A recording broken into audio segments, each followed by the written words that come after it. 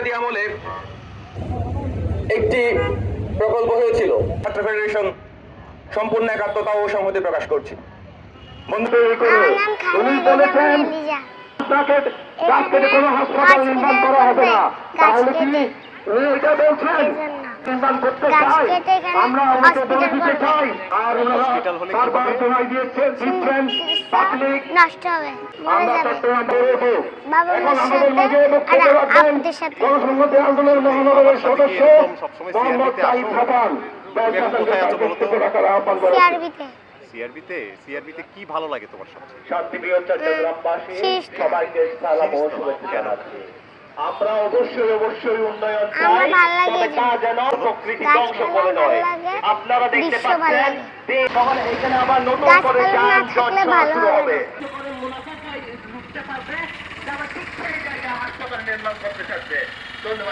বসবাসের অযোগ্য নগরীতে পরিণত করা হচ্ছে। আমরা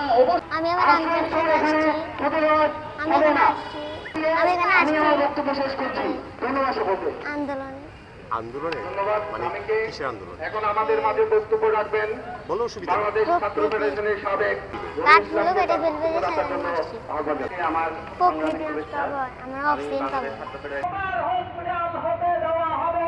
তাই আমরা আজকে এখান থেকে দাঁড়িয়ে সবার পক্ষ থেকে বলতে চাই, চট্টগ্রাম আমরা আগামীকাল থেকে বা তার পরের থেকে যদি আমরা কোনো ধরনের কোনো সদস্য না পাই, আমরা আসসালামু আলাইকুম শোষণ করে নেই। এখন আমাদের মাঝে